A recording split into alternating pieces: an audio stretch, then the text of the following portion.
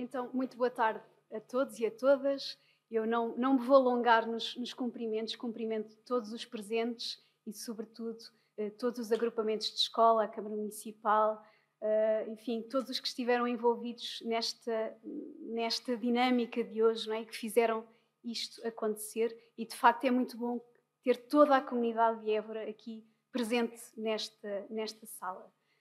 Eu venho falar-vos de um programa que desenvolvemos em vários agrupamentos de escola da cidade e que foi financiado pela Fundação Carlos Gulbenkian. Então, em 2019, a Fundação Carlos Gulbenkian lançou um programa que tinha como objetivo preparar as crianças e os jovens para a mudança. E estavam preocupados com isto, não é? Com os dados que nos diziam, por exemplo, o Banco Mundial dizia 4 em 5 crianças que entram hoje na escola terão empregos que ainda nem existem. E nós não estamos a preparar as crianças para o futuro, não é? Para o que aí vem, para a imprevisibilidade do futuro. Então, a Fundação Carlos Gulbenkian disse: nós queremos desenvolver estas competências que as crianças precisam para estarem preparadas para esta imprevisibilidade futura e falando então das competências socioemocionais. Davam-nos a possibilidade de implementar metodologias já de referência ou de desenvolver metodologias experimentais.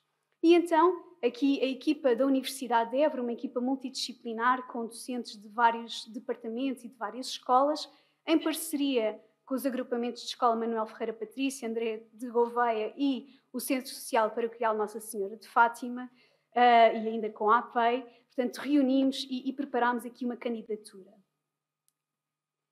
Desde logo, então, foram definidos 3 pilares para fundamentar, para suportar a nossa academia. E um deles tinha a ver com, todos nós reconhecíamos, a importância do espaço exterior. E relativamente a este primeiro pilar, para nós era interessante constatar que a maioria dos programas de desenvolvimento socioemocional, de aprendizagem socioemocional, tinha sido implementado no espaço interior, dentro das escolas, menosprezando então o potencial do ar livre, não é? do brincar lá fora. E que, na verdade, este potencial do ar livre é conhecido desde a Grécia Antiga, não é? Por grandes pedagogos como Froebel ou Pestalozzi. E, portanto, aliás, o próprio termo jardim de infância é o jardim da infância, não é? E que salienta que, de facto, é importante haver esta natureza, o ar livre para crescer bem e de forma saudável. Sendo investigadores, naturalmente, suportámos aqui nas revisões de estudos experimentais, em várias revisões sistemáticas da literatura, que evidenciavam aqui que o espaço exterior facilita os relacionamentos positivos, os comportamentos sociais adaptativos, tem um efeito calmante, diminui os níveis de cortisol, beneficia as competências socioemocionais, nomeadamente a autorregulação, as habilidades sociais e, por fim, promove a saúde mental. Ainda assim, em Portugal existe ainda uma cultura de interior. Felizmente, ali, durante a pandemia, fez-nos repensar esta cultura e as OCEP, já há alguns anos, que vieram apontar para, neste sentido, da valorização do espaço exterior, não é? Quando eles referem que as práticas educativas no espaço exterior devem merecer a mesma atenção que o espaço interior. E, portanto, um dos objetivos do nosso programa, Out to In, não é? Escolhemos este nome precisamente para salientar o lá fora, o out. E então, um dos objetivos deste programa era precisamente olhar e tirar partido deste potencial educativo do espaço exterior. Um outro pilar em que se baseia o nosso programa tem a ver com a importância da consciência corporal para o desenvolvimento socioemocional. Todos nós, toda a nossa equipa está ligada ao corpo e ao movimento e tivemos aqui ainda a ajuda dos estudos recentes, sobretudo que vêm das neurociências e que têm revolucionado um bocadinho a teoria das emoções. E esta nova teoria das emoções vem-nos dizer que o teor de uma emoção se baseia em grande parte na percepção dos estados corporais. Ou seja, quando eu percebo o meu ritmo cardíaco acelerado, não é? Eu tenho ali informações importantes que me permitem perceber o que é que eu estou a sentir. A tensão no peito quando recebo uma má notícia, o rubor na face quando sentimos vergonha. Isto até se ilustra na forma como nós falamos das emoções. Dito de outra forma, no fundo, a percepção dos sinais corporais, sejam cardíacos, respiratórios, gástricos, que é também denominada de interoceptividade, que já é é o oitavo sentido, portanto, é um termo que vai começar a entrar no nosso léxico. Esta interoceptividade, esta consciência corporal é fundamental para nós percebermos o que estamos a sentir, e quando nós percebemos o que estamos a sentir, mais facilmente regulamos o que estamos a sentir e como estamos a sentir. Portanto, um dos pilares do nosso programa é, de facto, conhecer e controlar o corpo para conhecer e adequar as emoções. Como é que nós podemos fazer isto com as nossas crianças? Por um lado, ampliando estes sinais corporais e, por outro, olhando-os com mais atenção, escutando-os com mais atenção. E aqui surgem duas ferramentas essenciais, não é? Ou seja, o brincar ativo, o jogo de atividade física, que o professor Carlos Neto irá falar a seguir, e, por outro lado, a relaxação. E, de facto, quando as crianças se envolvem neste jogo de atividade física, quando correm, quando saltam, quando escalam, elas vão vivenciar uma ativação dos seus estados corporais, não é? Uma ativação fisiológica que torna estes sinais corporais mais presentes e, portanto, vão ter esta possibilidade de os identificar, de os escutar, de os sentir e de os ligar às suas emoções. Por outro lado, a relaxação. Não é? A relaxação vai permitir o quê? Vai permitir que a criança controle estes estados corporais. Está tensa e relaxa. Não é? Isto vai sendo um progressivo ganho, um progressivo autocontrole, ou seja, uma progressiva autorregulação. O outro pilar do nosso programa foi a importância das competências dos educadores. Os educadores são fundamentais e, no entanto, os educadores têm, neste momento, os educadores, os professores, têm níveis de burnout elevadíssimos. E também não têm tempo nem espaço, não é? E vocês sabem melhor do que eu e melhor do que estes estudos, mas os estudos que têm saído tornam isto bem evidente, que também não têm espaço nem tempo para gerir este stress. E até, às vezes, falta estratégias para o conseguir fazer. Ao mesmo tempo, há outros estudos que nos mostram que o bem-estar das crianças está intimamente ligado com o bem-estar dos adultos. Não é? Então, quando nós temos educadores que estão emocionalmente equilibrados, emocionalmente disponíveis, eles vão formar relações mais saudáveis e dar maior apoio, estarem mais disponíveis para as necessidades das crianças e, portanto, para a sua saúde mental. E nas palavras de Sampaio da Nova, é isto. Não é? A maneira como cada um de nós ensina está diretamente dependente daquilo que somos como pessoa. É impossível separar o eu profissional do eu pessoal. E por isso, se nós queremos crianças com capacidade de se autorregularem, temos de nós próprios conseguir autorregular-nos. Agora, nós sabemos que nem sempre é fácil, nem sempre é possível na escola. E então, apresentado o preâmbulo do nosso programa, ele envolveu duas abordagens. Por um lado, atividades dirigidas às crianças e implementadas pelas educadoras em parceria pedagógica com uma psicometricista, e, por outro lado, uma formação dirigida às educadoras. Aqui, o objetivo é que as educadoras fossem facilitadoras, atentas, disponíveis e conhecedoras do desenvolvimento da criança. E, nesse sentido, preparámos uma formação acreditada de 27 horas e ainda, depois, uma formação pessoal que envolvia a participação em 25 sessões de relaxação na escola ao final do dia, num horário que foi acordado com as educadoras. Com as crianças, então, fizemos sessões no espaço exterior. E as sessões começavam com o jogo de atividade física, com o tal brincar ativo.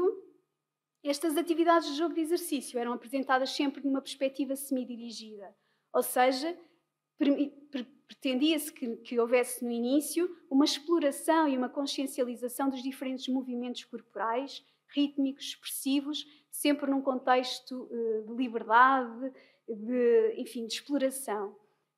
E depois havia uma orientação das atividades.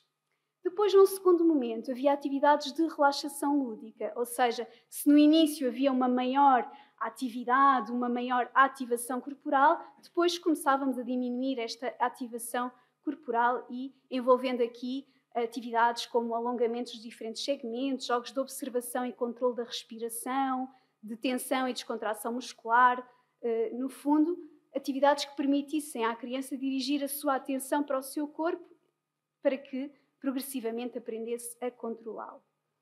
E Por fim, havia atividades de simbolização e estas atividades estavam sempre ligadas às atividades anteriores e tinham como objetivo que as crianças se consciencializassem destas vivências corporais. No fundo, que se passasse um bocadinho do corpo à representação, não é? Utilizando mediadores expressivos como a voz, o movimento, a pintura.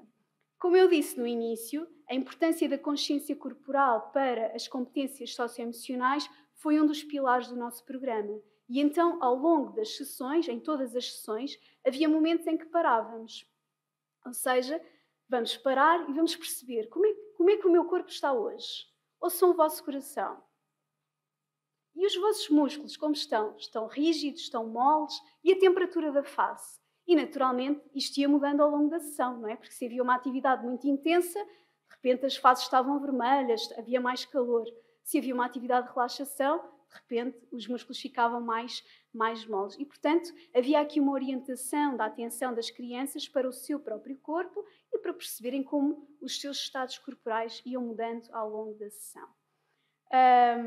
O programa envolve várias sessões, não é? São 20 sessões e com uma complexidade crescente. Ou seja, se no início as sessões estão muito focadas nesta consciência de mim, do meu corpo e do meu movimento, depois ao longo das sessões vai havendo aqui uma deslocação desta atenção, desta consciência para mim na relação com o outro, o meu movimento na relação com o outro e sempre com objetivos muito focados nas competências socioemocionais.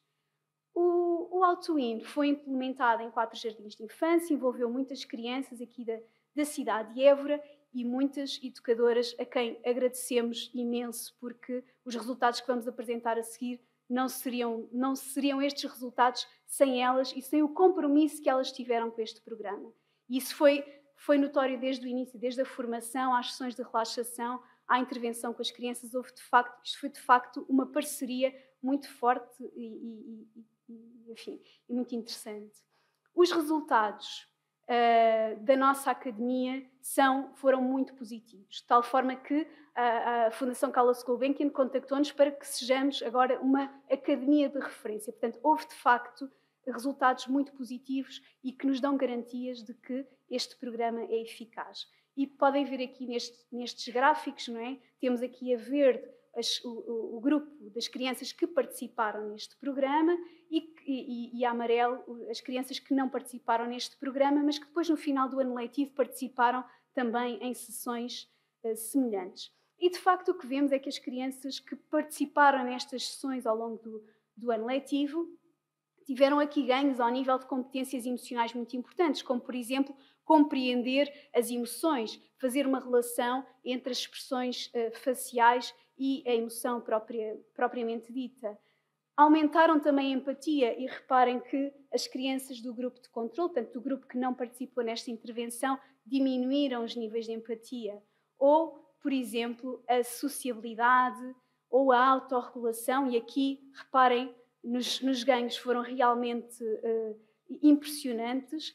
E até é interessante olhar para este indicador. Nós sabemos hoje que a autorregulação é um indicador mais forte do que o QI, mais forte do que o Estatuto Socioeconómico em relação ao sucesso a longo prazo. Não há dúvidas, são vários os estudos e, de facto, temos aqui ganhos impressionantes a nosso ver. Também ganhos ao nível da cooperação, embora não tão expressivos, e depois houve aqui uma diminuição dos problemas de comportamento. Ou seja, traduzindo, e porque não queremos alongar-nos mais, no fundo, estes resultados o que sugerem é que, de facto, estas práticas corpo-mente, o ter o corpo ativo, em movimento e tomar consciência deste corpo em movimento no espaço exterior é realmente importante para o desenvolvimento socioemocional das crianças. E também nos parece que as educadoras, e nós fizemos uma análise através de entrevistas com as educadoras que participaram, e de facto o que os resultados mostraram é que elas ganharam confiança, competências e conhecimentos para dinamizarem estas atividades. E neste momento, estas atividades, algumas delas, ou até parecidas, são feitas de forma autónoma nos jardins de infância. E bom, tudo isto para dizer que, de facto, o espaço exterior é igualmente um espaço educativo. Temos que ter confiança nisso. Lá fora acontecem coisas diferentes, coisas importantes e que talvez sejam estas coisas que acontecem lá fora que realmente preparam as nossas crianças para o futuro. O brincar ativo permite desenvolver a consciência corporal. Esta consciência do corpo é muito importante. Este tempo para olhar para mim em silêncio ou com a calminha, para olhar para mim para perceber o que é que o meu corpo me está a dizer, é de facto uma competência muito importante para o desenvolvimento socioemocional. E por fim, os educadores precisam e beneficiam de oportunidades para parar, para sentir e para se autorregularem. E, portanto, para terminar, e este foi o mote do nosso programa, a segurança e a liberdade proporcionadas pelo contexto exterior e lúdico permitem esta viagem dinâmica de fora para dentro, mas também de dentro para fora, uma construção pessoal e social, em que as educadoras são pessoas facilitadoras, atentas, disponíveis, conhecedoras no desenvolvimento das crianças. Não posso terminar sem agradecer mais uma vez aos agrupamentos de escola e ao Centro Social Paroquial Nossa Senhora de Fátima, que foram sem dúvida os nossos impressionantes parceiros e a quem devemos muito o sucesso desta iniciativa. Obrigada.